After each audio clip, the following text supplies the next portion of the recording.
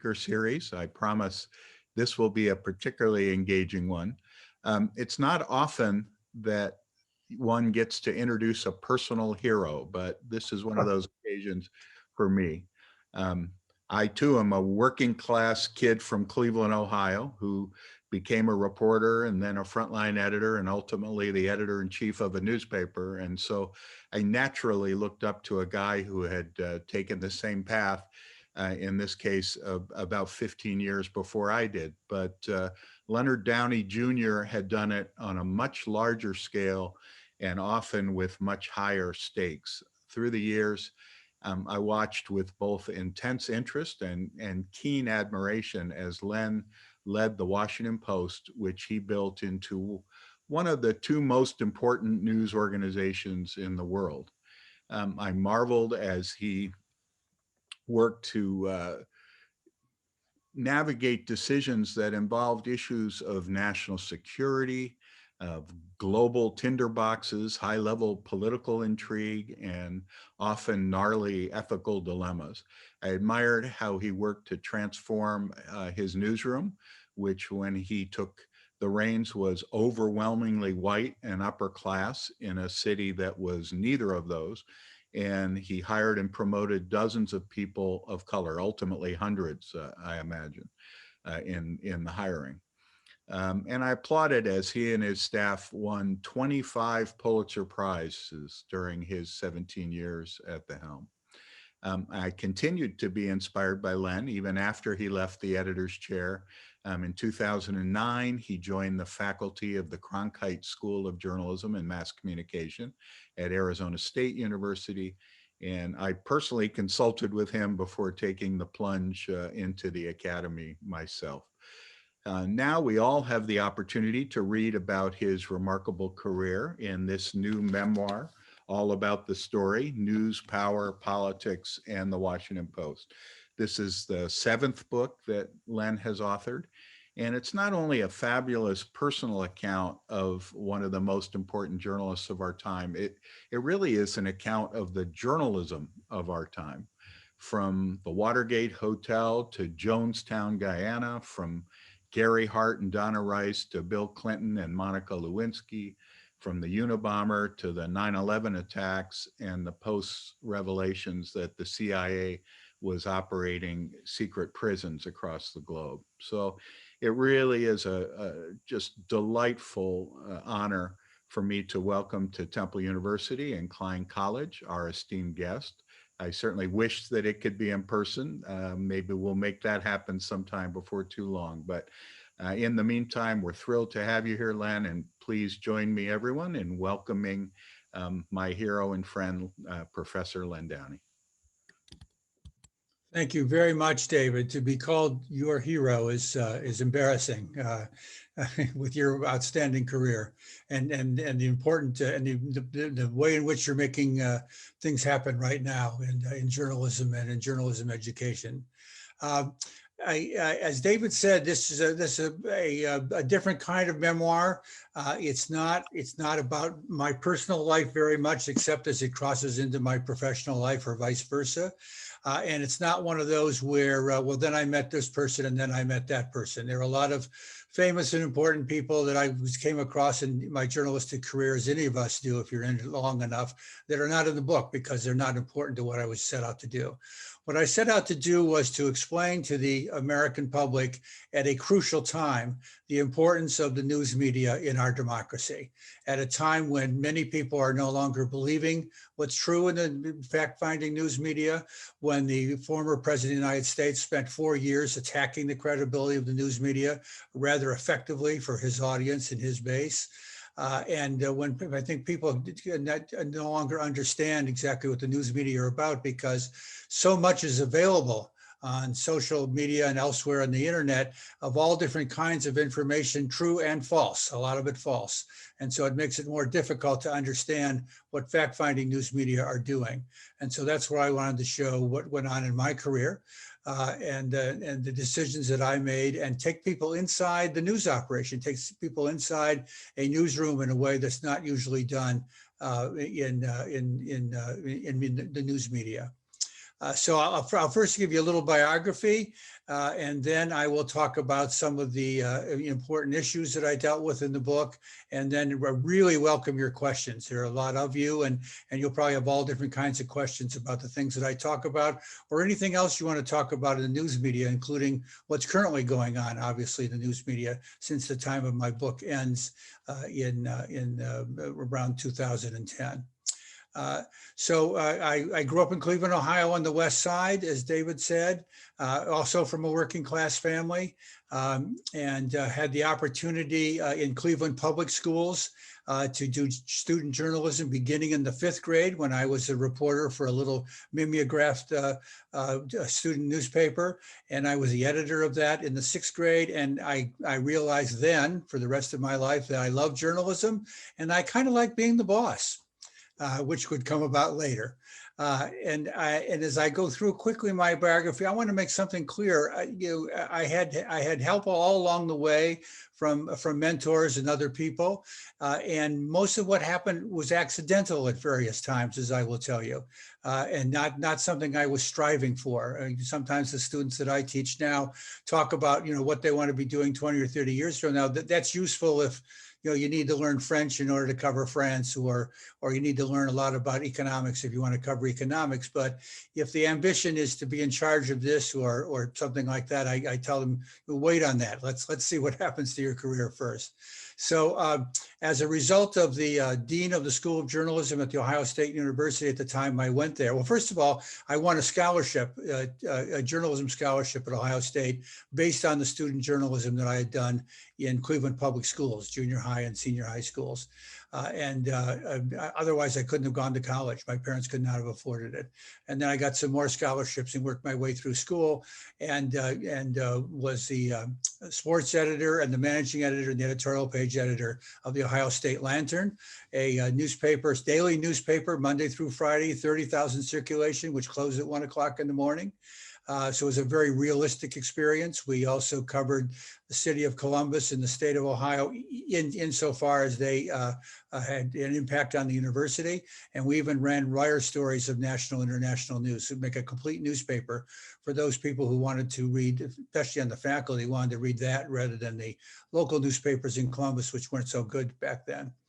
The dean of the school, who running this very professional school, managed in a way that I explained in the book. It's an interesting anecdote that I won't go into now, to get me into the summer intern program at the Washington Post in 1964. It was only the 2nd year of the Post summer intern program, and it was not like what it is now, which is a major competition that you have to win in order to become an intern at the Post. But back then it was the sons and daughters of editors in the newsroom, by and large, and they were by and large Ivy Leaguers or other Eastern elite school graduates, most of whom weren't really interested in journalism, but just wanted to spend a summer at the Post. The exception was a young man named Bob Kaiser, educated at Yale. His father was the deputy chief of mission at the American Embassy in London. And it was his 2nd summer because he had family connections with the Post, but he was an earnest journalist. The young city editor at the time, whose name was Steve Isaacs, noted, here's this kid from Ohio, this land grant kid from Ohio, and this much more well-born, educated person from Yale, who both were very ambitious journalists. Let's create a competition. Let's see who does the best during the summer.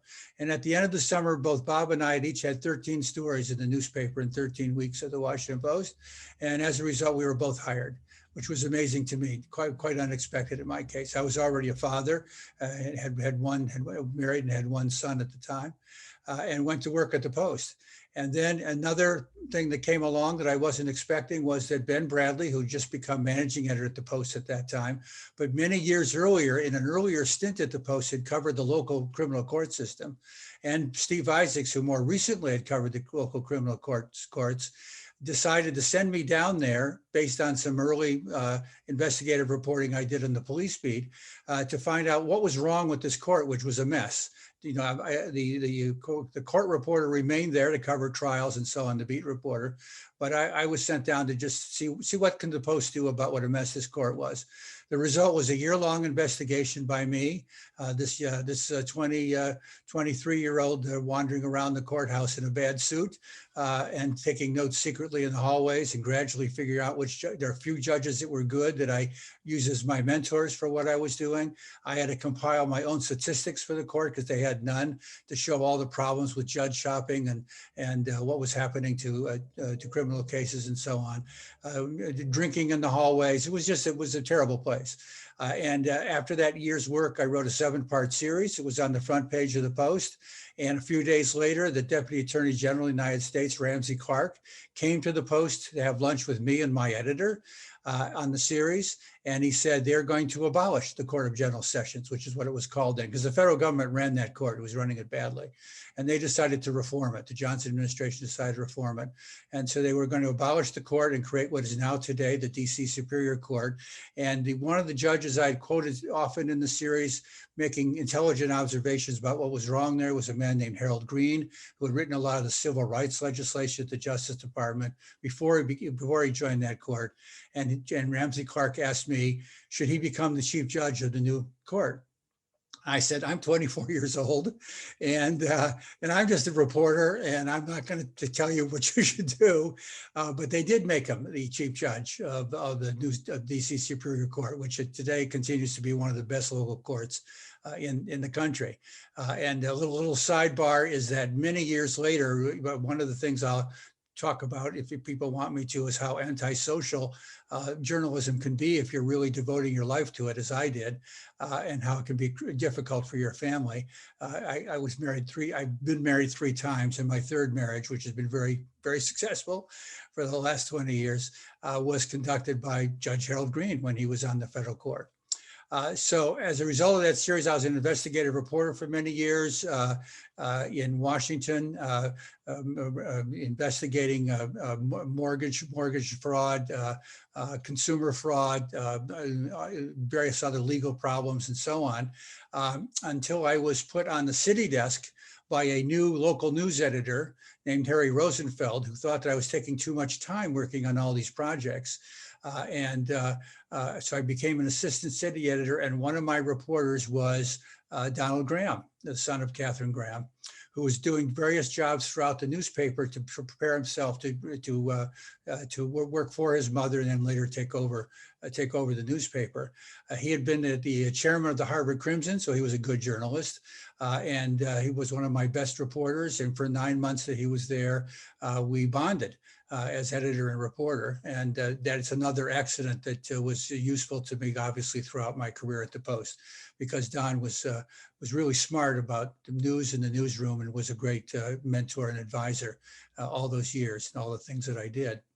I then went on a fellowship for a year to write my 2nd book, and then when I came back, it was 2 weeks after the Watergate burglary, the burglary at the Watergate Democratic National Headquarters at the Watergate, and I became the #2 Metro editor, and the city editor under me, it was Harry Rosenfeld, was the Metro editor. I was his deputy. The city editor was Barry Sussman, and he was the editor for Bob Woodward and Carl Bernstein as they investigated Watergate. And I gradually read my way into that story over time. And in 1973, again, under circumstances that the book will tell you more about, with the kind of tug of war between the national staff and the local staff over maintaining authority over that coverage, I took over all of the Watergate investigative coverage and the Senate Watergate hearings and so on in early 1973, and edited Bob and Carl directly until President Nixon resigned in August of 1974. I then ran the Metro staff for 5 years as its editor. And I learned a lot during that time about how to manage a newsroom, because that was a large staff of 130 people on the Metro staff. And then was designated by Ben to go to London as the London correspondent. For a variety of interesting reasons, including I think that Don wanted him to do that. But The important thing there was that as I was getting ready to go, as I was reading into the assignment and no longer running the Metro staff, Jonestown occurred. For you young people, that was when the Reverend Jim Jones caused the mass suicide murder of hundreds of people in Jonestown, Guyana, in the jungle in Guyana. And I again, under unusual circumstances, I went down there because we thought our reporter who had flown down there with a member of Congress who was murdered by the Jonestown people, that we thought that that correspondent had also died, and I'd have to bring him home. And he turned out to be alive and filing on his experiences of being wounded but not killed.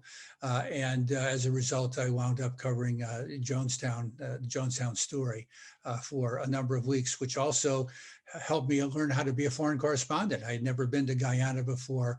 I'd never had to do many of the things that you had to do in order to cover a story like that. And then went on to London and had the opportunity to cover the rise of Margaret Thatcher, covering her initial election, the marriage of Charles and Diana, and lots of other things that you'll see in the book. And then came back as the national news editor for the Post, supervised the coverage of the 1984 presidential election, and wound up in various jobs covering, being in charge of the coverage of all the rest of the elections until I retired as executive editor in 2008. And then I was chosen to be Ben's managing editor under circumstances, again, that you'll see in the book that's kind of a surprise. And then succeeded Ben as executive editor in 1991 and retired from that job in 2008. A few things I want to talk about in detail before you ask questions. One is Watergate. Investigative reporting, rather, is what I really want to talk about. Investigative reporting was prominent in some newspapers and national magazines that no longer exist at the turn of the century, in the early 1900s. A group of reporters who became christened by the President of the United States, Teddy Roosevelt, as the muckrakers. He meant that as an insult. They took it as a prideful nomenclature.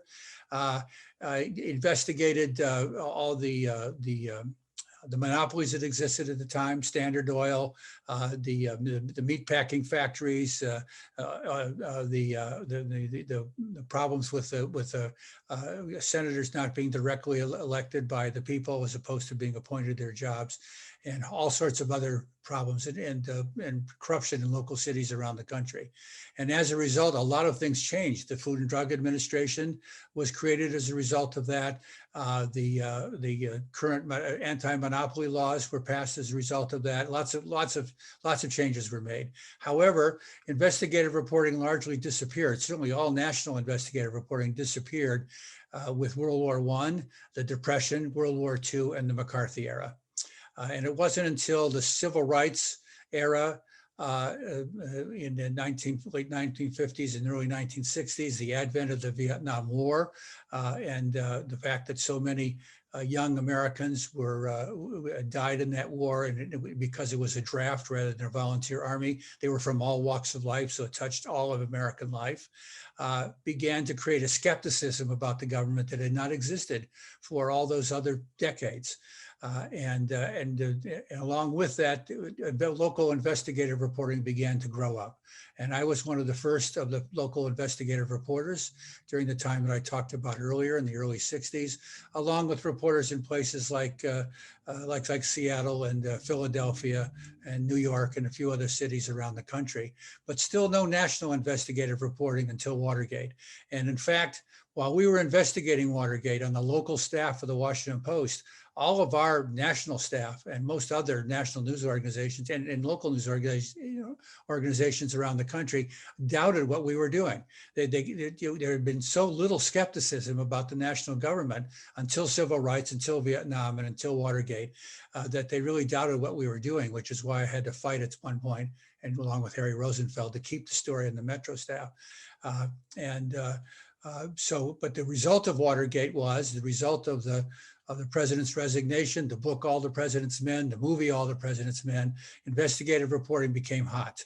and news organizations throughout the country decided they had to do investigative reporting locally, regionally, nationally. It gradually spread to lots more things than just the government. Almost every walk of life now is subjected to what I call accountability journalism, investigative reporting that holds people with power and influence accountable and organizations accountable. Watergate was the watershed for that, preceded by the Pentagon Papers publication, but really it was Watergate that really opened that up. And nowadays, investigative reporting is, I think, one of the most important things done by news organizations at a time when you get so much other information elsewhere. News organizations, including university news organizations, nonprofits, and so on, the investigative reporting they're doing is vital to the American democracy. And then well, a lot of what I do in the book is devoted to the importance of investigative reporting, which I oversaw throughout my career at the Post, including my time as executive editor. I was always involved in it. Our terrific investigative editors won, I don't know, 8 Pulitzer Prizes as a reporter and editor, will tell you that I was always in his hair all the time to find out what was going on and how they were doing it and so on, because that was so important to me.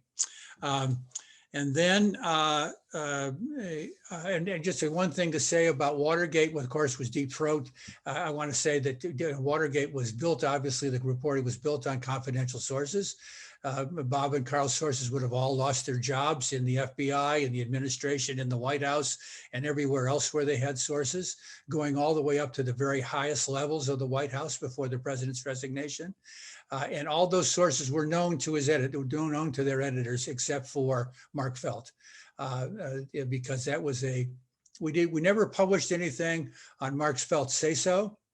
And we always insisted on 2 independent sources for everything else that we published. We required Bob and Carl to write up memos of all their interviews with the names of their confidential sources at the top. So I always know who was not Deep Throat, because I knew all the other sources going all the way up to Alexander Haig were other confidential sources, not Deep Throat.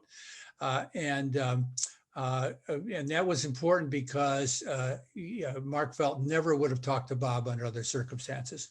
But so we never used anything that he told Bob, except for one small thing and one that's in the book. But actually, he was used to kind of guide Bob and Carl along when they were headed in the right direction or when they're heading in the wrong direction. Sort of like that hide and seek game where you're warmer, no, you're colder, no, you're warmer, no, you're colder. That was essentially what he did in ways that are described in the book and obviously in Bob and Carl's book too. So then as a result of that, all the years that everybody else was trying to figure out who Deep Throat was, which went on for decades, I decided I better guess because I knew who wasn't Deep Throat. I knew who all these other sources were. And so I first guessed a former attorney general who was not one of their confidential sources. And Bob had always promised them that he would not felt that he would not reveal his identity until he died or until he released Bob from his promise. And so Bob waited until Elliot Richardson died and told me, no, he's not Deep Throat. And so then I guessed Al Patrick Gray, and then he was a younger man at that point. And so he was alive for many more years during all the speculation. And Bob finally put me out of my misery by saying, he's still alive, but I'm going to tell you, he's not Deep Throat. And so I decided I only had one more guess. And I thought carefully, and I realized, Mark Felt's position in the FBI, number 3 when I was a young investigative reporter, number 2 at the time of Watergate. And I realized that I had spoken to him a couple of times for something I was working on, and that I found him to be a straight shooter at a time when the hierarchy of the FBI was not necessarily straight shooters under J. Edgar Hoover. And then I just thought about what he would have known about Watergate. I knew he was not one of the other confidential sources. So I wrote down his name and an explanation of why I picked him on a piece of paper, put it in an envelope, and gave it to Bob to open when Deep Throat died. Subsequently, Bob, who's always very generous about speaking to university audiences about his work for free, and was always being asked about Deep Throat. And he was always saying, I can't discuss him until he dies or releases me from my agreement.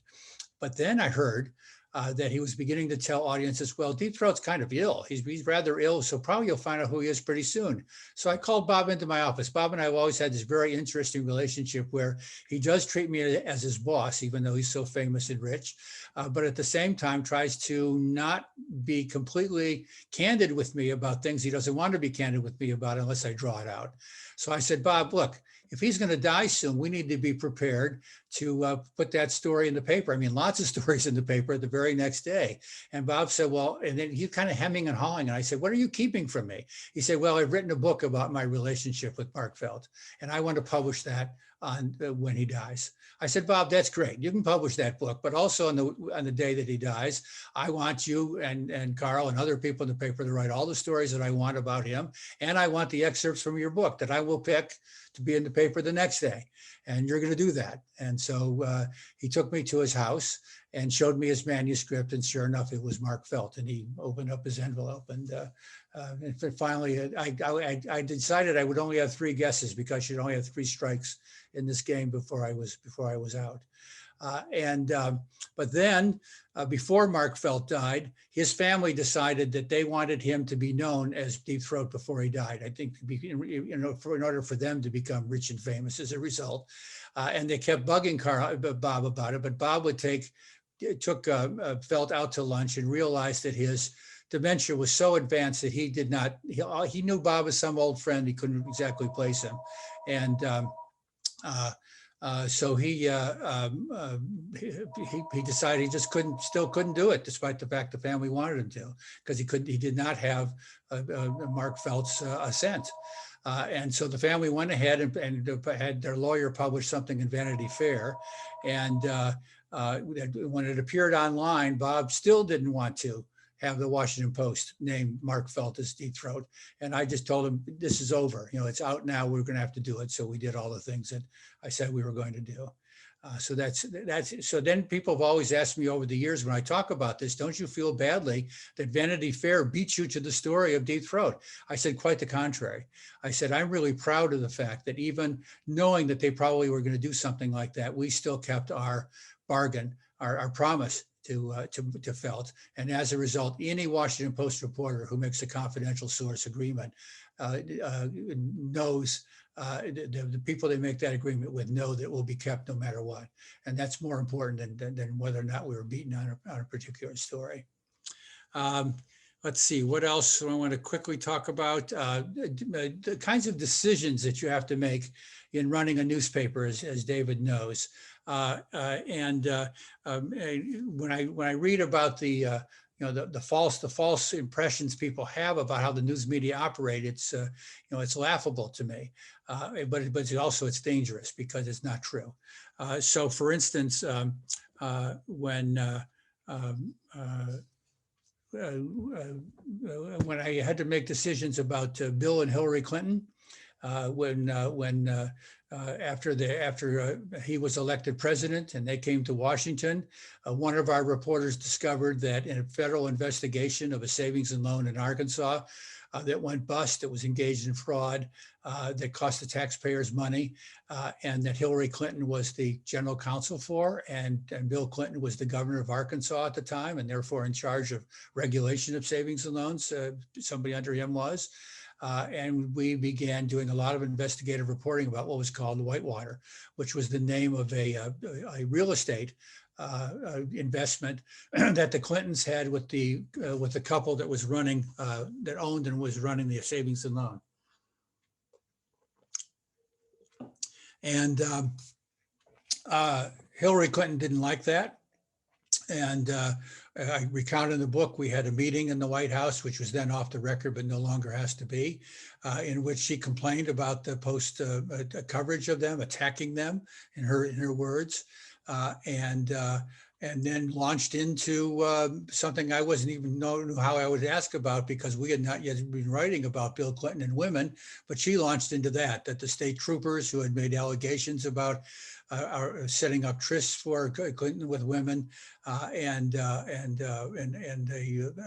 public accusations that were being made, which we had not yet felt that we were ready to publish because we we weren't certain about them yet, but she launched into attacks on the state troopers and denials about various things.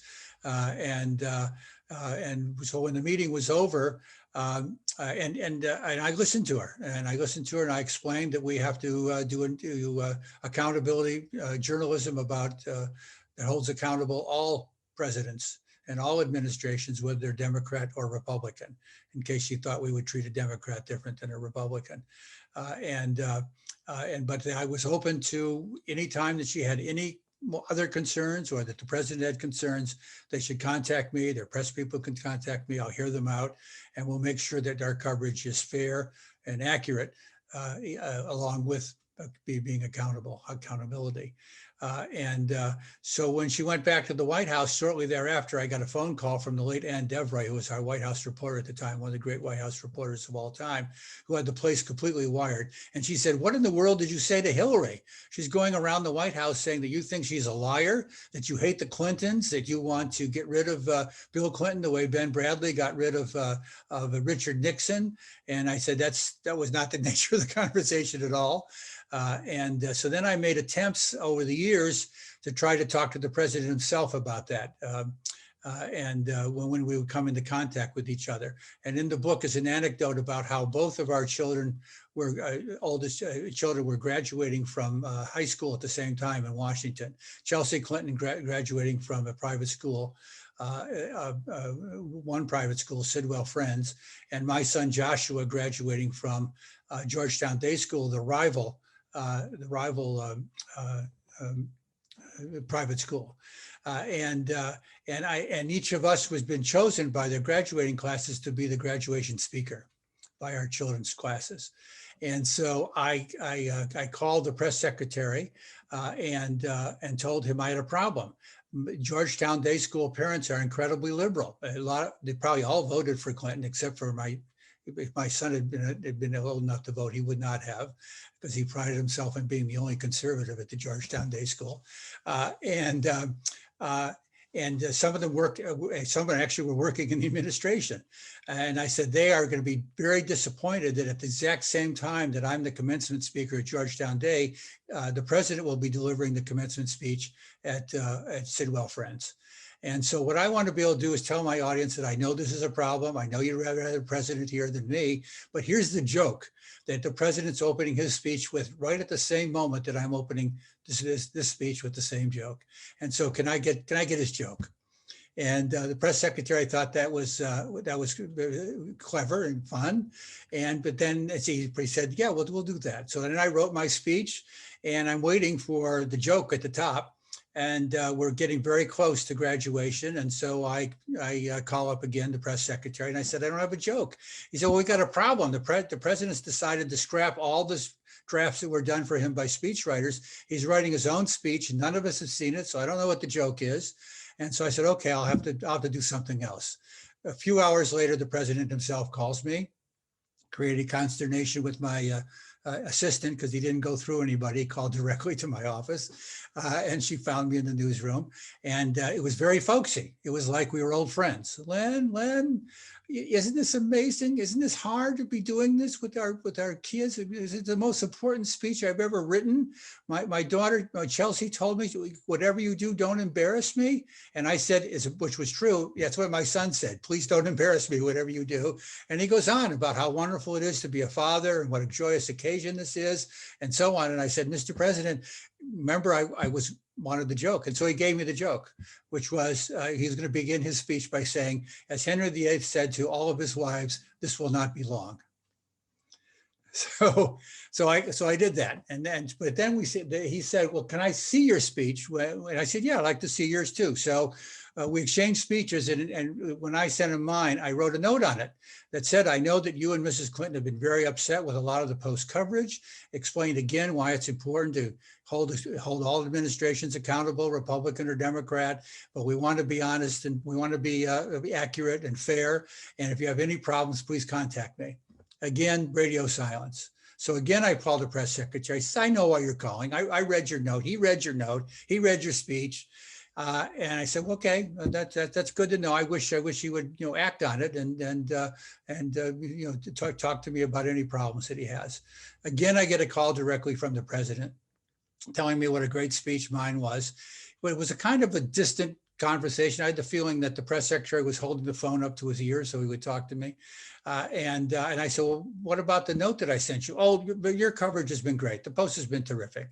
So it made clear to me that he did not want to be confrontational. He did not want to engage in this. And while I saw him a number of other times, had conversations with a number of other times, we never were able to discuss Post coverage with him. It's not something he wanted to do. Well, meanwhile, Hillary Clinton tried to conduct an internal White House investigation of our coverage, and they were going to put out a white paper about it, which the press secretary stopped in its tracks. So that was what it was like to do that. But then of course, we were the first news organization in the country at 10:30 at night one evening in 1995 when I said, okay, we're going to go ahead and publish the first story naming Monica Lewinsky, and the fact that the special prosecutor's investigation had been enlarged in order to cover the relationship between the president and a White House intern and in efforts to cover it up.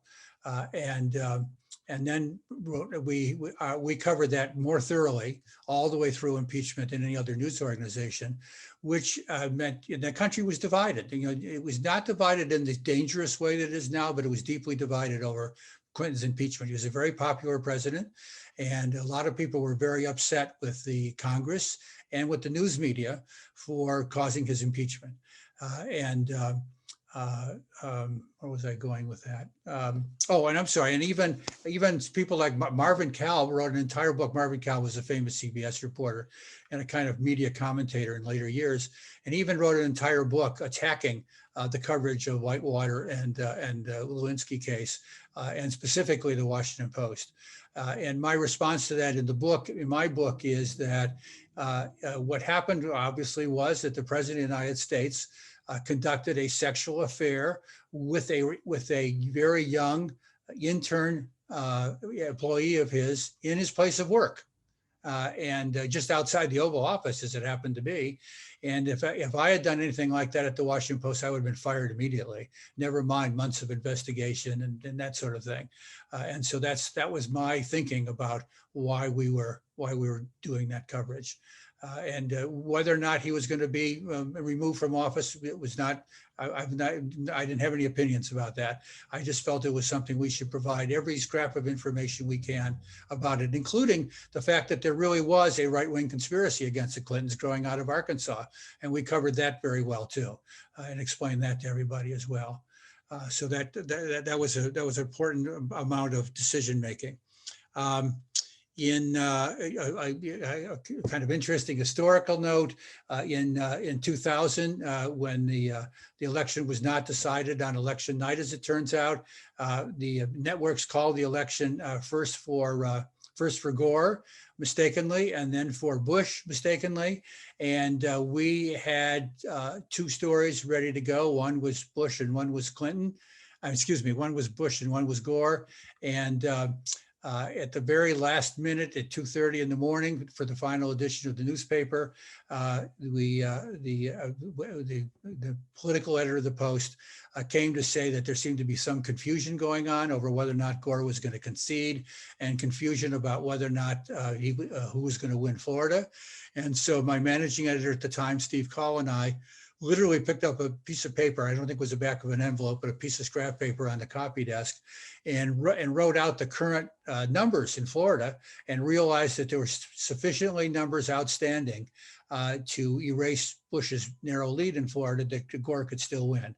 And so we then published, the final edition had the big headline about the election being undecided, and that there'd have to be a recount. And a number of other newspapers, including well-known ones around the country, had headlines with Bush winning, which was not accurate at the time, even though it became accurate later. So that's an example of a kind of split-second decision you have to make that can have an awful lot to do with the credibility of your news organization. Talk a little bit about 9/11, because Washington obviously was also attacked. The Pentagon was attacked. The Capitol probably would have been attacked by the plane that instead was that crashed in Pennsylvania thanks to the mutiny by its very brave passengers.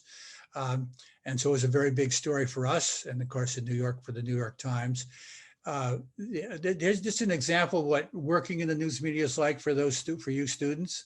At that time, the Post had maybe 900 journalists and support staff. And just about every one of them came into the newsroom without being asked. We could not call to New York, where we had 6 different journalists of different kinds, a fashion reporter, a sports columnist, 2 national reporters, and 2 financial reporters. We couldn't reach them on the phone for hours without hearing from us at all. They all went to ground zero, and they all sorted among themselves the different stories that they would work on until they could contact their editors. And then just about everybody who worked in the newsroom came into the newsroom without being called or asked. They just poured in, including Bob Woodward, who was deep at work on one of his books at the time, including David Marinus, is celebrated one of the best writers and reporters of the Post, who was also working on a book, came in. The head of the local copy desk, it'd be a very big job back then when we still had such a large circulation of printed newspapers, had broken her arm in several places the day before and was told by her doctor not to come to work for a month. She came in, and despite the fact I ordered her to leave, she would not leave, and she worked all the way through that day and all the subsequent days. I divided the newsroom immediately into 3 parts. Steve Call, the managing editor, was assigned to get out an extra edition of the newspaper for you young people. That'd be before the internet age. That was when something was so important you didn't want to wait for the next day's newspaper to come out. You wanted to have something out that day. So he organized a number of editors and reporters, stripped out every story in the A section newspaper and replaced it all with stories about the attacks in time for the papers to be distributed on the streets at 1 o'clock in the afternoon. I then organized the rest of the staff to begin working on the next day's newspaper and all the different things we would want to do about it. And then I asked the investigative editor to organize, along with the national staff, to begin immediately on investigative reporting. Who did this? How did they go about doing it? What's wrong with air safety that this is possible? All the questions that you would want answered by investigative reporting. That's Jeff Lean, the Pulitzer Prize winning investigative editor of the Washington Post. And so all that began going right away. And on the front page of the next day's newspaper, we were the only one to have Osama bin Laden's name on the front page as the suspected mastermind of this, thanks to reporting by Bob Woodward during that day. So that was great.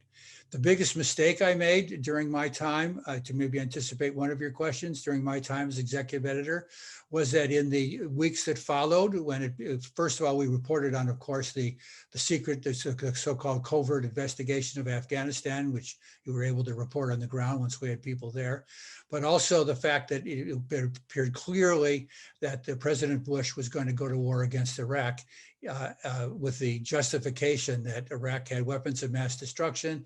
The Vice President Cheney made speeches about that, including speeches about connections between that did not exist between Iraq and the 9/11 attackers and Al Qaeda, it became very focused on making clear to our readers that while the president said he was undecided, it was clear from the public statements that in fact they were going to go to war against Iraq. I paid a lot of attention to the reporting that we were doing about how such a war would be conducted, and lots of other aspects of that. I would guess that David was the same kind of senior editor that I was. I was all over the newsroom all the time. I did delegate through senior editors, but I also was talking to reporters directly, talking to reporters and their editors directly all the time about everything. Certainly was doing it on this story. The one thing I was not paying enough attention to was that there were some sources, all of them confidential sources, nobody would attach their name to everything, deep into the intelligence agencies who were doubting the intelligence that was being spouted by the president, the vice president, secretary of state later on. We did run stories about some of that skepticism, but I did not put enough of them on the front page, and I did not go over to the national staff the way I often did for something that really interested me, sit down with them every day and find out what that reporting was every single day and make more of it in the Post. The fact that we did not give it more attention, and the New York Times didn't either. In fact, they actually published false stories about weapons of mass destruction, but that would not have stopped the war. He was going to go ahead and do it anyway, but nevertheless, it was a big failure of accountability journalism on my part, and I go into some detail about that in the book.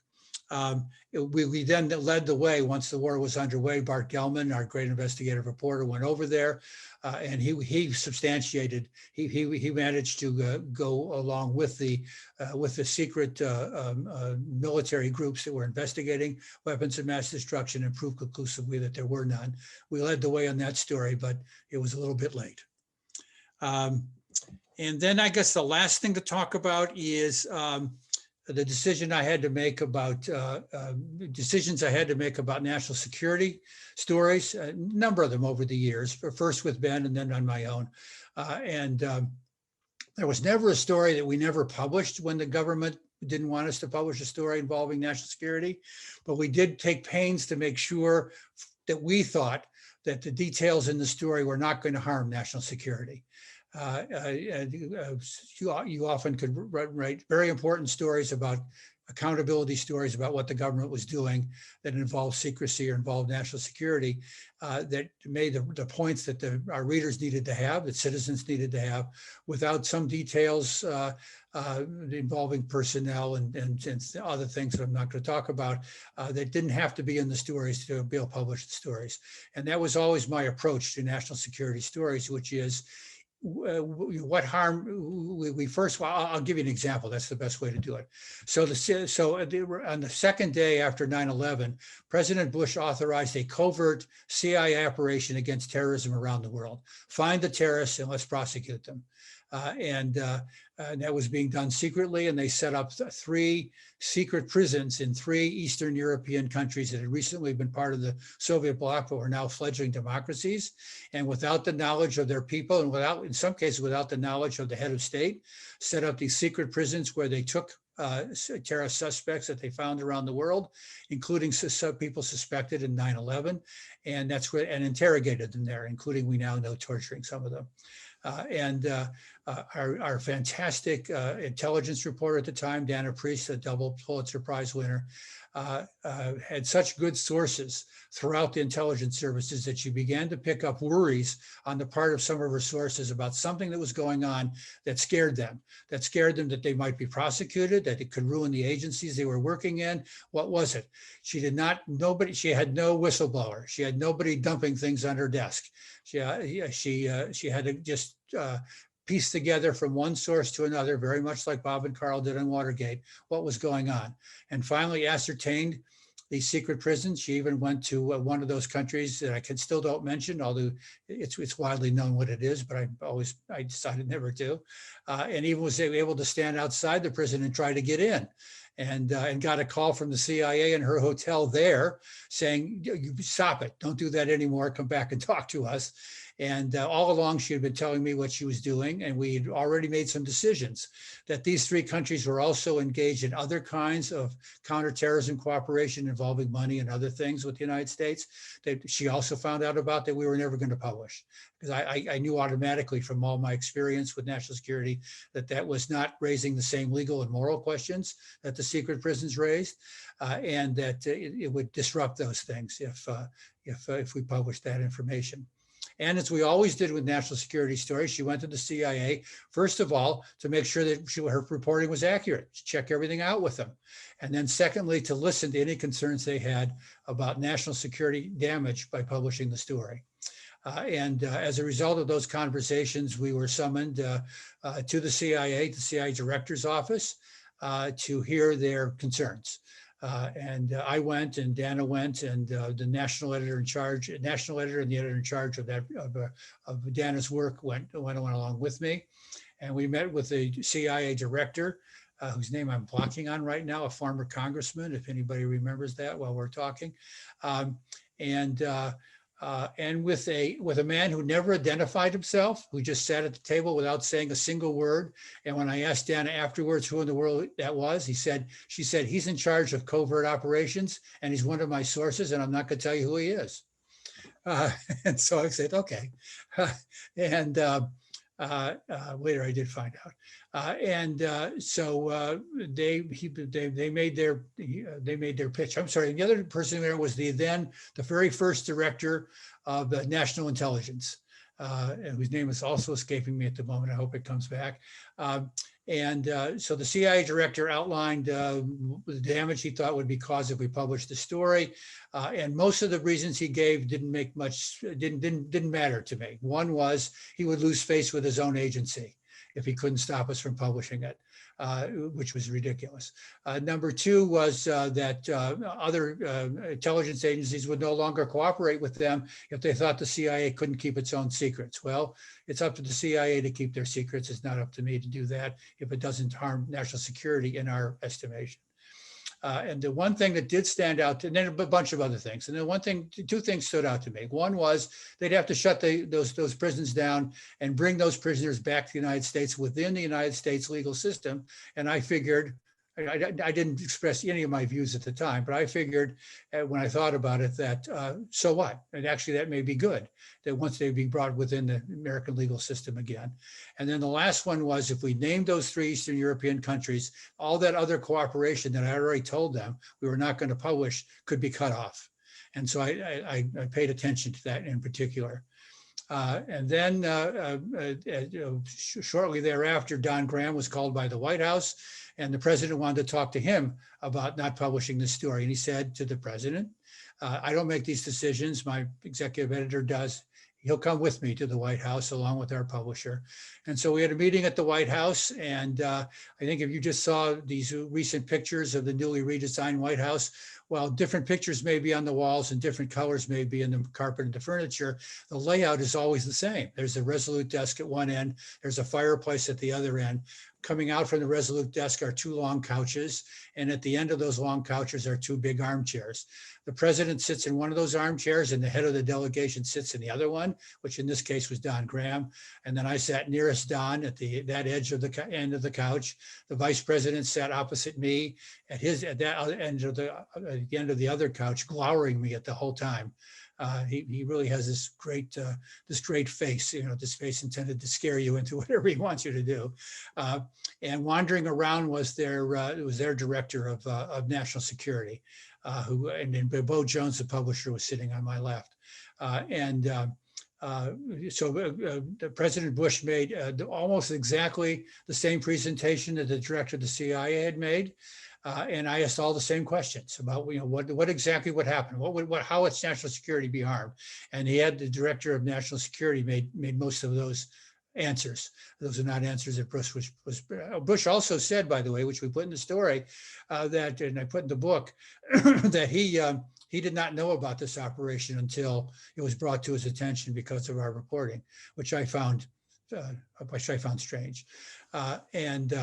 So on my way out of the Oval Office, the director, somebody comes up and puts their arm around me from behind. It was the director of national security, director of national intelligence, who I'd known before. He was a former ambassador in Central America, and I'd known him before somewhat.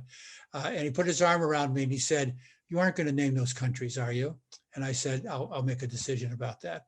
And that made clear to me that was their bottom line, and I should consider that being my bottom line. That they figured we would go ahead and publish the story, but that they would be so harmful to name those countries. So their names are obviously in the story. In fact, they had a date line from one of those countries. Dana's story did, and she felt very strongly about naming them. And I said, I made a decision. We're going to publish the story, come hell or high water, but we're not going to name those countries. And she struck up a compromise. Could we say that they're Eastern European democracies? And I said, yes, we can say that. And that's the way the story was published. And there were 3 outcomes to that. One was I was showered with complaints from readers who thought that I was harming national security. And then I was showered with complaints from other readers who said I was chickened by not naming the 3 countries. So I don't subscribe to the fact that if you don't please anybody, you're doing the right thing. But I felt comfortable with that. And in response to another question, which is often who appointed me to make national security decisions, nobody did. I was appointed, as was David Boardman, to run a newspaper and its website and to decide what goes into it and what's, make decisions about libel and accuracy and fairness. And you have to make decisions about national security. The government cannot make those decisions for you, but you can do it in a way that hears everybody out and makes the final decision. Also, the publisher did not make that decision, nor the Bo Jones. The Bo Jones was the publisher at the time. He'd been our general counsel, very wise about legal things, and Don Graham was the CEO. They both told me what their thoughts were about it, but they left the decision entirely to me, and that's the way it has to be for a newspaper editor. I guess that's probably enough for now. I've gone on longer than I was anticipating to. Sorry about that. Thank you. We could listen to the stories, I'm sure, on and on, but we do have some questions. The first one is from a recent grad who has to run off to do his job working for a newspaper, Hal Conti. So I'll start with you, Hal. Yeah. No, this is my question, and this is a question that's really important to me. When I'm working for the newspaper I'm at, which is 11 Daily News, I regularly get comments on the Facebook pages with my articles and just articles for the newspaper that really often dispute facts outright, such as the idea we had a story like Trump not winning the election. I saw loads of comments about that were kind of QAnon related flavored comments that were kind of basically just promoting all these things. And my question is, we write all this journalism, we do all this data reporting. How can we get a mass audience to believe and trust in our work that might not believe? I mean, the New York Times wrote that big story on Trump's tax returns, and nobody seemed to be convinced one way or the other because everyone seemed like they were already in their camp. And to me, that's incredibly disturbing. And I just don't know how we're going to solve that problem of a shared reality. What would you say as somebody who ran a newspaper so long? Right. I have several thoughts about it. First of all, it's one of the reasons why I wrote this book, to try to explain to people what really goes on. But more importantly, stick to your work. My successor, by one at the Washington Post, the current executive editor, the great current executive editor, Marty Barron, said, "We're just going to do our work." And that's important. Just keep doing the work, and the audiences for fact-based news media have grown enormously during this time, even as half the population or some part of the population still doubts the factualness of what the fact-based news media is doing. So that's number one. Number two, being more transparent than news organizations had been in the past, including me. I mean, I remember times back in my career when I just didn't think it was important to tell people how we do our work. We do our work, the work speaks for itself. In fact, that's what we often said, the work speaks for itself. Well, that's no longer good enough. You need to show how you do your work. You need to describe why you have confidential sources and what kinds of confidential sources. You need to talk about the data that you're working from, and you need to explain. You need to explain why the election was the way it was in great detail, as the news media have been doing. And you can't make people believe you, but you can provide them the facts, and you can provide them with transparency about how you arrived at them. And then the other thing that's going on, and I'm not sure if David's involved in this or not, but I know that Cronkite School is, and other people are around the country, is something called news literacy, which is a movement in the United States, obviously started by journalists, to educate people about how the news media work, how to sort fact from fiction. They are teaching this in K through 12 grades in schools around the country. They're teaching it in universities, and they're finding ways to present this to adults. And there has to be more of that. There has to be, the news media movement needs to grow and grow and grow. And whether it's going to finally work or not, how many minds it's going to change, I don't know. But also in response to your question, I would say two other things. Don't you pay attention to that stuff yourself. If I were your editor, I'd say, don't pay attention to that. If somebody raises a factual question in your reporting, you need to deal with it. And you need to deal with it with your editors and perhaps with your audience if you made a mistake. But otherwise, don't pay attention to all that other stuff, all that other noise. And secondly, your newspaper, when it becomes overwhelming in your community, should write about it. should write about what's going on there. I mean, the Post and the Times each today had stories about QAnon reacting to the fact that Joe Biden, well, he really is president, and people really are being prosecuted for invading the Capitol. And they've talked to people in that movement about what their reaction is to that and what they're going to do. So you should report on them as being an important phenomenon in our society, but not pay attention to their reactions to your work. Great, thank you. And we Thank do you. here at Temple have in Klein, we have a Center for Media and Information Literacy. Oh, good. I'm going to look for that. Thank you. And if any students are interested, Professor Sherry Hope Culver runs that. Next question is from Fallon Roth, please. Hi, nice to meet you. I have two questions, if that's okay. Mhm. So my first question is, I'm a freshman here at Temple and I'm a journalism major. And so I have the rest of my college career in front of me and then, hopefully my career as a journalist afterwards. And I'm a aspiring political journalist as well. So what advice would you give to someone like me? And that was the first question. First of all, your question is wonderfully nostalgic. It takes me back. Well, first of all, learn everything about journalism and learn all the media skills. Even though there's something you've already decided you want to do, you need to learn how to run a website. You need to learn how to do photography, how to do videography, how to do podcasts. You need to learn how to do everything, because the first job that may be open to you when you're looking for work may rely primarily on one of those skills, because a lot of the older folks already in the business don't have those skills. And so they're looking for young people with those skills, and you have to start that way, and then you can move towards where you want to go. So if you're starting in a job where it's primarily one of those skills, then volunteer to do the other things that really interest you. Nobody's ever going to stop you at a news organization from doing more work and not or producing good journalism. They're just not going to stop you. So you want to do that. Meanwhile, while you're a student, obviously you want to learn, if you want to be a political journalist, you got to learn a lot about politics and government, and ideally cover it at Temple. If your news organization there also cover the outside world, cover local politics. Yeah. So you want to do that. So you want to be practicing what you want to do. You want to be doing it now as a student, as soon as you can, that's to say, as a student.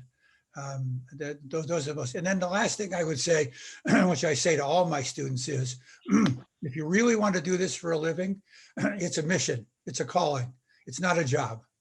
And it's not a 9-to-5 job by any means. It's an around-the-clock job nowadays. And it's going to take a lot out of you. You have to be devoted to it. And it means that you're going to have less of a social life than your friends are going to have. And it means that when you start to have a family life, you've got to make sure that the person you're starting a family life with understands the nature of the work that you're doing. I failed to do that twice, and the third time worked out. But for twice, that was tough. Great, Third thank you. time And then worked out very well, I have to say, having met Len's wonderful wife, Janice, several times. Fallon, go ahead with your second one quickly, please. Oh, yes.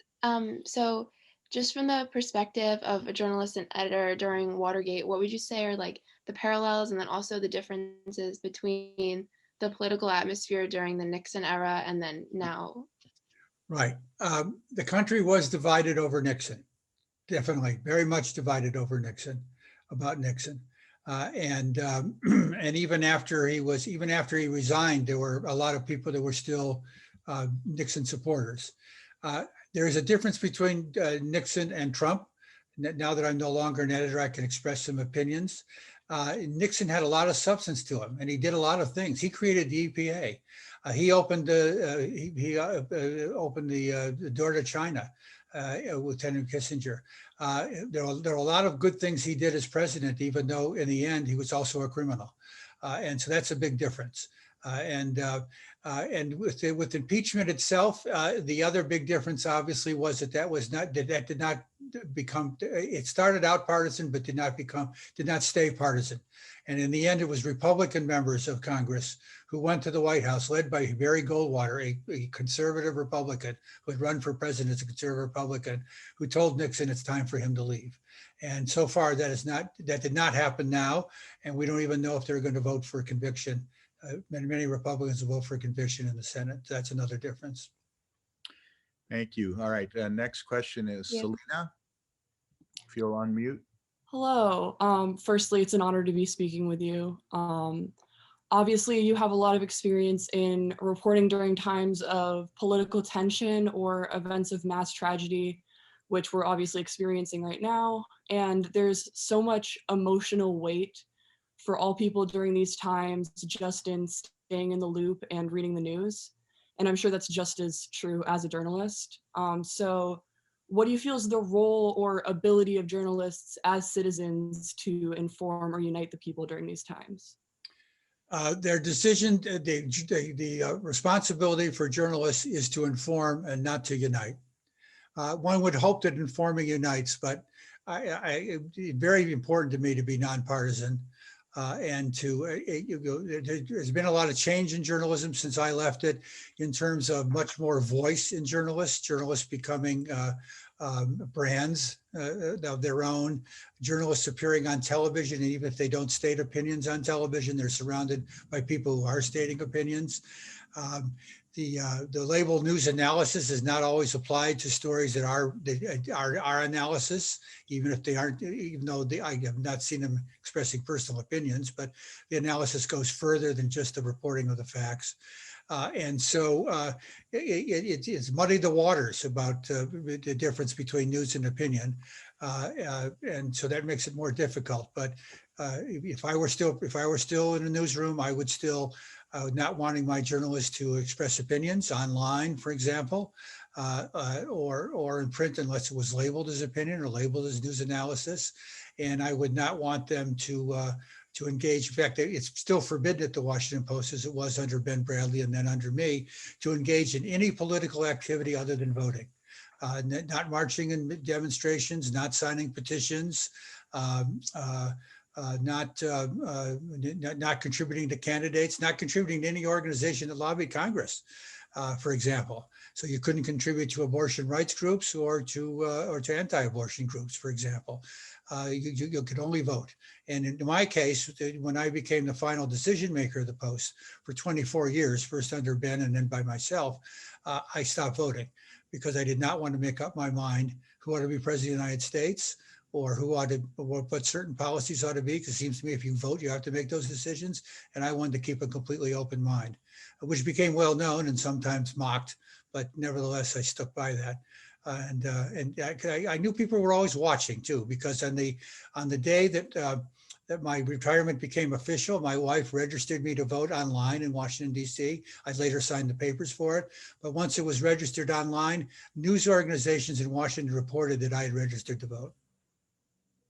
So Len, I want to pick up a little bit on that one. Yeah. As you know, in this day and age, there is tremendous turmoil outside of and within newsrooms about the whole notion of objectivity, impartiality, and your former newsroom is actually one of the heat centers of this, as you know, and we all watched with great interest the back and forth between Wesley Lowery and Marty and others. So will you just talk a little bit more about that, please? Right.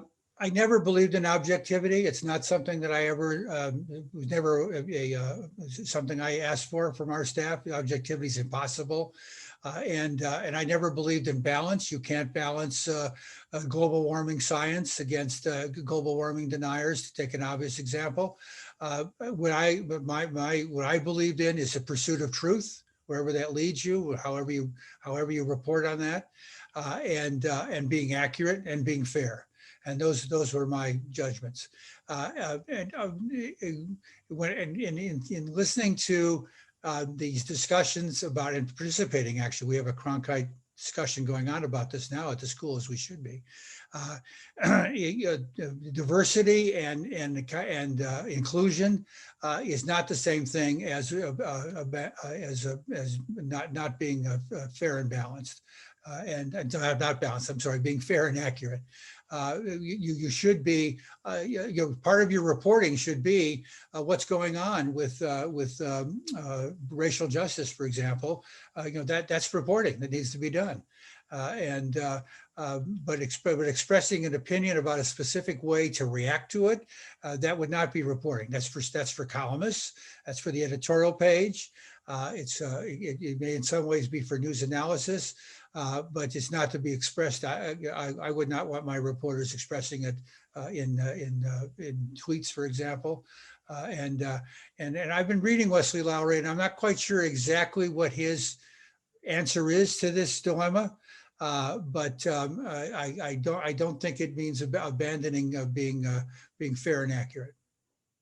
Thank you. Matthew, next, please. Hi, how are you? Good. I have two questions. One is about your career.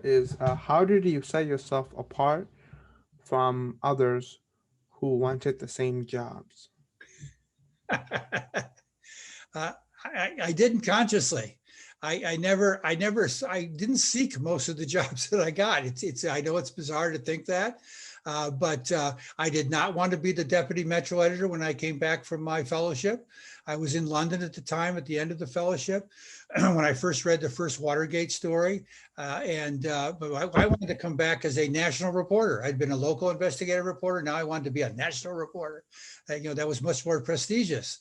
And instead, the managing editor at the time, Howard Simon, said, no, I was going to become deputy to Harry Rosenfeld, who you remember was the guy that took me away from investigative reporting and put me on the city desk. And so I didn't want to do that. But I had to do it. And so then once I wound up doing it, I realized I can do that well. And so then that led for one thing, that led to Watergate, that led to running the Metro staff. And one thing led to another. So I wasn't really conscious of competing with other people. I do tell a story in the book about when I was made managing editor, which I'll tell you now then, which is that Ben couldn't decide who should succeed him as managing editor. He had great respect for me and for my journalistic work. But I was not a pal of Ben's. Ben had pals in the newsroom. I was not one of them. One of them was a very talented journalist named Shelby Coffey, who had been the editor of the style section, who had been the editor for Sally Quinn, who later went on to marry Ben. And they were close I'm sorry. Yes, he was Sally Quinn's editor. Yes, and Shelby and his wife were close to Ben. And then there was another great journalist who later went on to become one of the best foreign news columnists, Jim Hoagland, who was close to Katharine Graham. He was a brilliant international journalist, and she would take him along on her trips abroad. To help her in interviewing people and so on. And so Ben called me into his office one day and said, I can't decide who should be my new managing editor because the other managing editor was leaving. He said, I can't decide between you and Shelby and Jim Hoagland. And so I think I'd like to have all of you do the job together, have 3 managing editors, and then I'll see which one of you does the best job. And I said, Ben, that's like impossible. That's not fair to me, not fair to Shelby, not fair to Jim. And it wouldn't work very well for the staff. I said, if that's what you want, then I'm not going to do it. I'm not going to be part of that. And I went back to my desk on the national staff and came back some hours later. And I said, look, I don't agree with this triumvirate idea, but I do want you to know that I would like the job myself. I didn't say anything about Jim. I didn't say anything about Shelby. In the book, I described them, but I did not lobby Ben versus them, and I just went back to work. And then unbeknownst to me, as I say in the book, Don Graham decided that he wanted to be involved in this decision because Ben was getting within a half dozen years of retiring, if not sooner. He wanted to make sure that the next managing editor was somebody who could succeed Ben. And so he knew everything about me. He would frequently have meetings with me about the staffs that I was running at various times, and lots of other things. He knew everything that I was doing in the newsroom. And on top of that, he then went and interviewed a number of the leading journalists in the newsroom, all of whom said that they would recommend me. And as a result of that, he told Ben that he wanted Ben to pick me as his managing editor. And that's how it happened, without my lobbying. Similarly, before that, when I was asked to be London correspondent, the conversation began again in Ben's office by him telling me that the current London correspondent, who had been there for 8 years, that they tried to move him out often, but he was always on British television. He'd kind of become a Brit. He didn't want to come home. And in fact, the managing editor had gone over to bring him home and he refused to come home. So Ben said, well, maybe I should send you because you're a senior editor. I was assistant managing editor at the time. I should send you because you can just go there and just move in and you'll have to leave. I thought he was joking, and so I came back later and I said, well, hey, I'd like to do that. And that's how I got to be London correspondent. So I was never actually engaged in that kind of competition. The Post was a very competitive newsroom in terms of news, in terms of stories.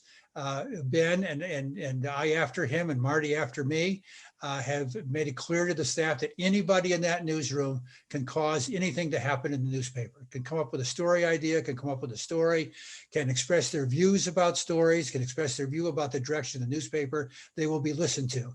And as a result, that does make it a different newsroom than what I understand the newsroom to be at the New York Times, which is very hierarchical, and in which that kind of mass participation is not encouraged.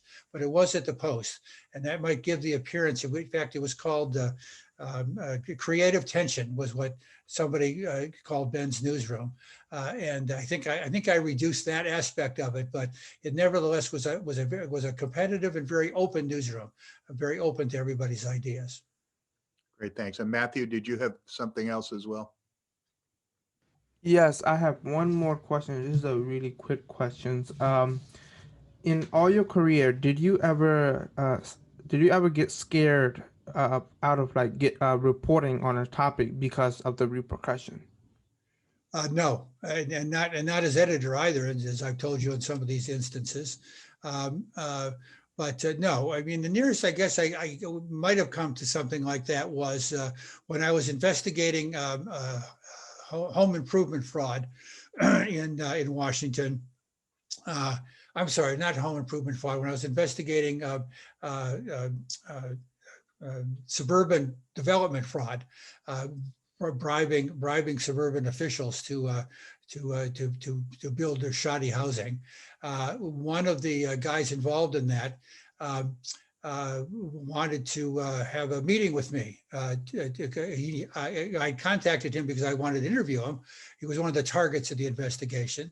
I made that clear to him, and then I wanted to interview him, hear his side of the story, as you always should do. He wanted to go take a drive with me. And I said, no, I don't want to take a drive with you. And I picked a very prominent restaurant in downtown Washington where there would be lots of other people around. And I said, let's have our interview there. And we did. And to impress me, he paid for the check. He tried to pay for the check with $100 bills. I wouldn't let him because the Washington Post doesn't allow subjects of the news to pay. I had to pay. But that was one of the few times when I might have been suspicious about potential difficulties in my reporting. All right, thanks. Paige. Hi, my question, we talked about how anonymous sources were instrumental in the Watergate reporting. And our now former president over the last 4 years has been pretty effective in weaponizing reliance on anonymous sources. I'm wondering how you've experienced that and what it's been like to witness that. Well, it went on long after Watergate too. It's always been one of the defenses of somebody who is the target of investigative reporting that they don't like, if in fact confidential sources were involved. I never say anonymous sources. They're not anonymous. They exist. They're human beings, and I know, and the editors know who they are, and the reporter knows who they are. It's just that the rest of the general public, their identities being kept for the rest of the general public because of the repercussions they could suffer if their identity was known. But my feelings then are the same. My feelings now are the same as my feelings then, which is that the reporting needs to stand for itself.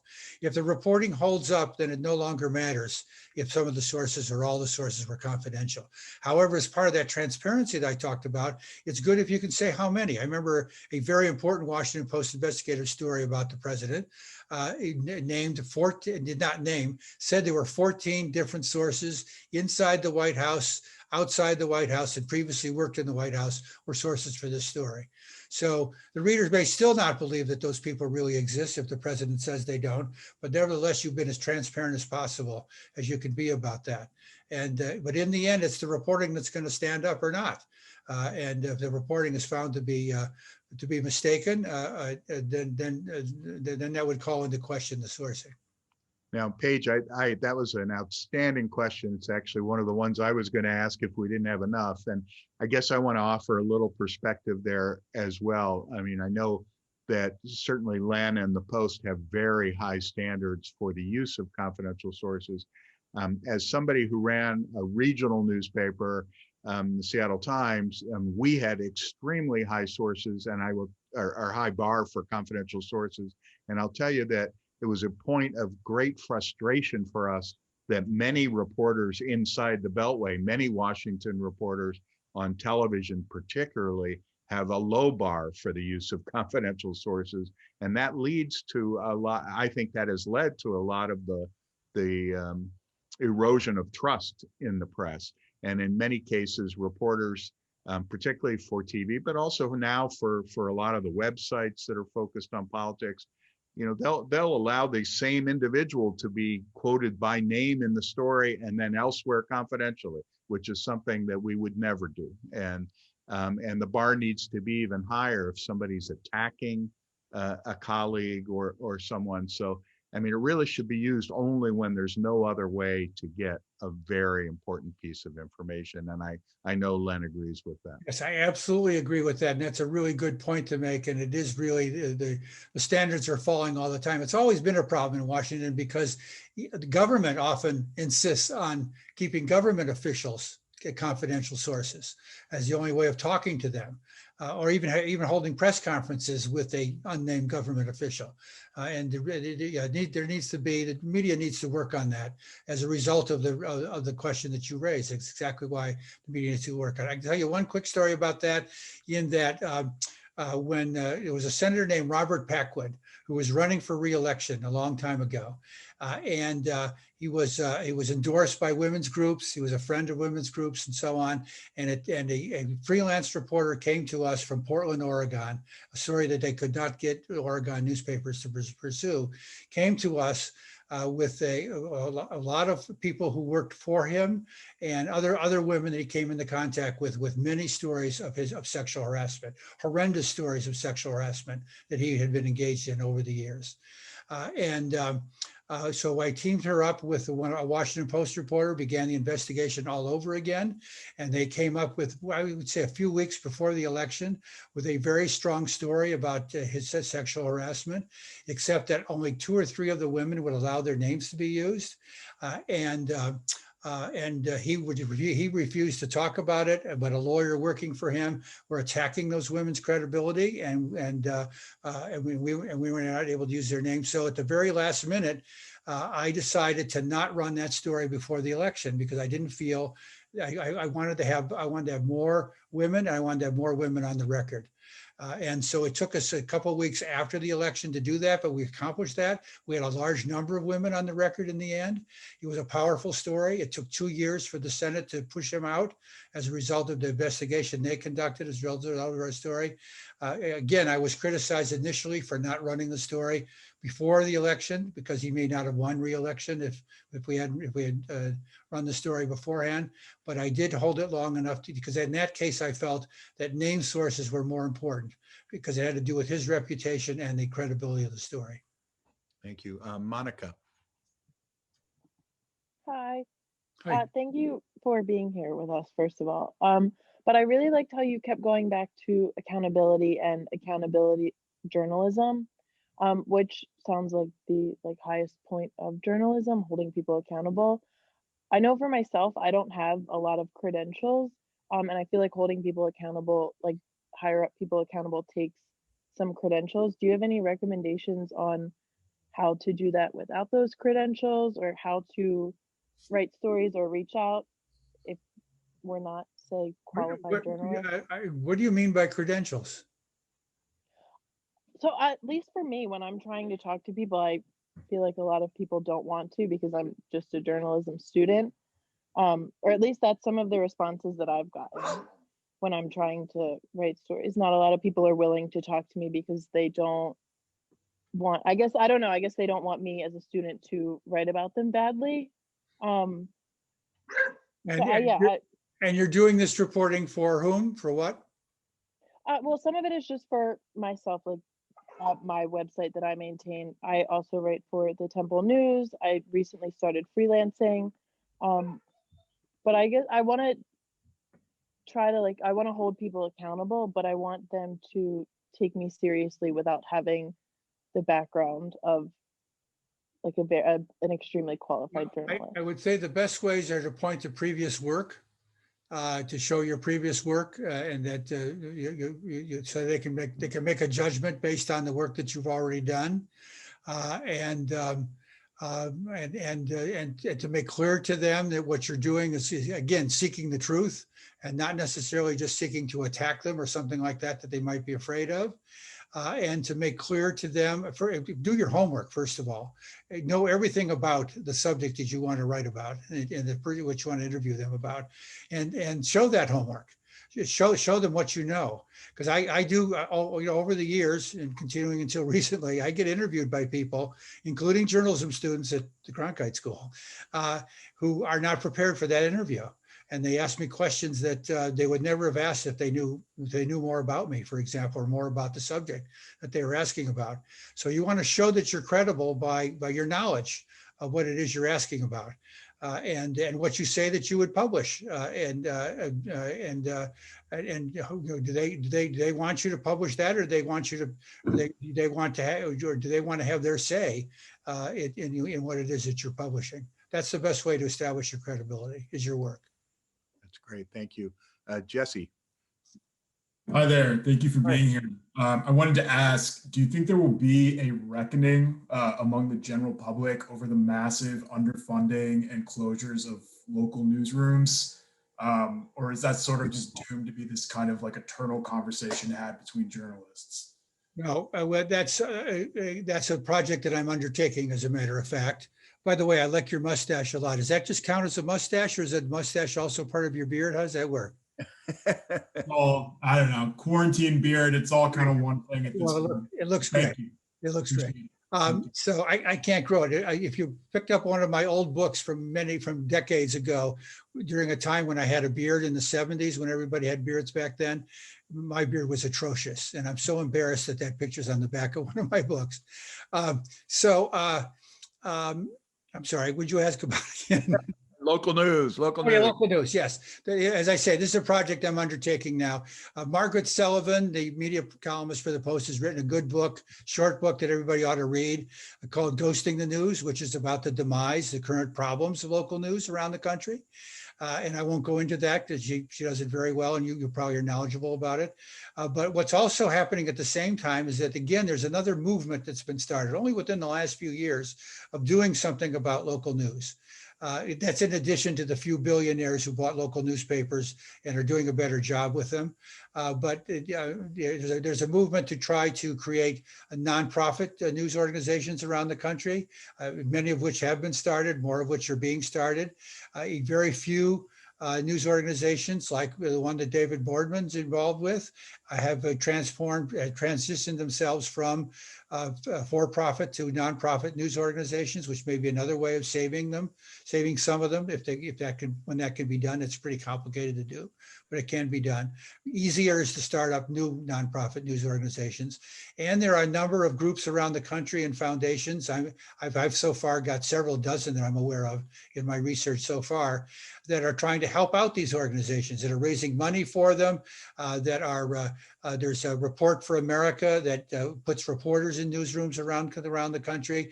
There's a lot going on, and I think I think it's going to have results. The premise that I start with, which is an obvious one, but wasn't obvious a few years ago, was up until a decade or so ago, local news was entirely subsidized by advertising, period. Now there's a transition to trying to have people pay for digital subscriptions, and that's working for some larger local news organizations. It's not going to work for all of them. And so the nonprofits are able to raise money other ways with foundation grants and memberships like public radio and so on. So when before it was thought there had to be one way of financing local news, now there has to be many ways. And this movement's going on, and I hope to have more to say about it once I do more research. Great, thank you. And then we'll take one more question from Liam.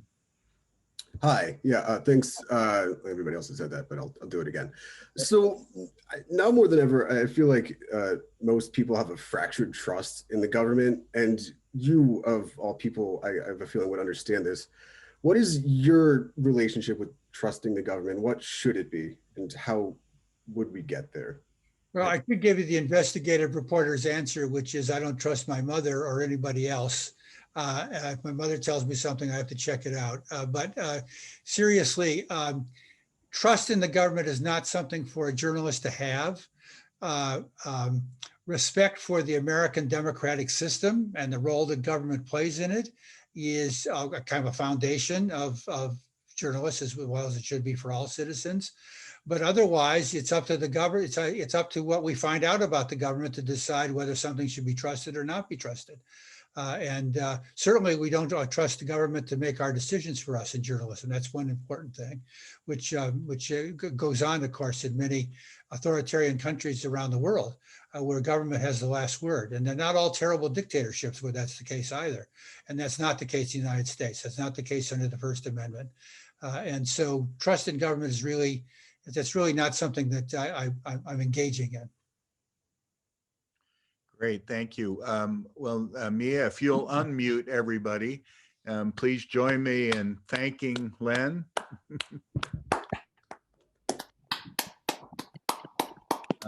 Thank you all. I've really enjoyed it.